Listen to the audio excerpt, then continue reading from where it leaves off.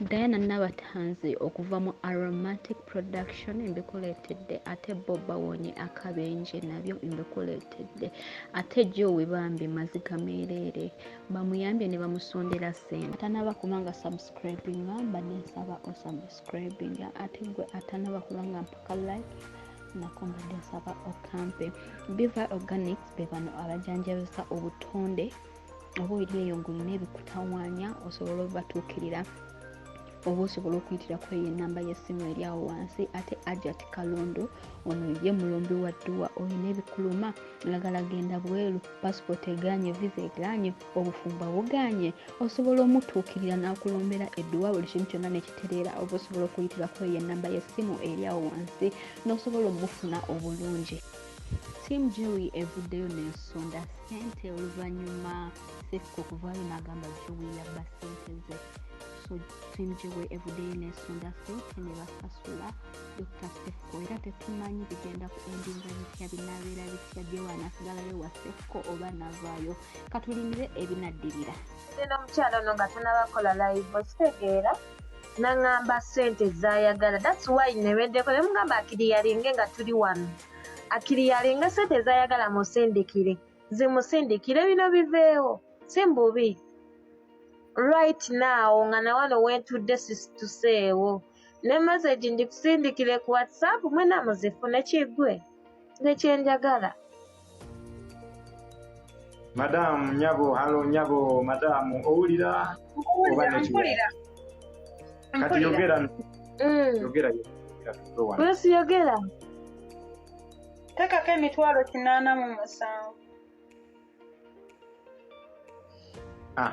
Kale mukwano kanzisindike. Nkikuddamu ng'oteekako ssente ezo.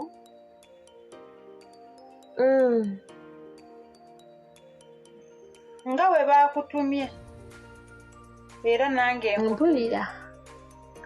Okitegedde? Saagala mulowooze nnyo nti ndi after money nti oba mbadde njagala nnyo ssente. Yadde zaabadde zaagalwa kubeera zaakola omulimu ogwabakolebwa, naye erinnya lyange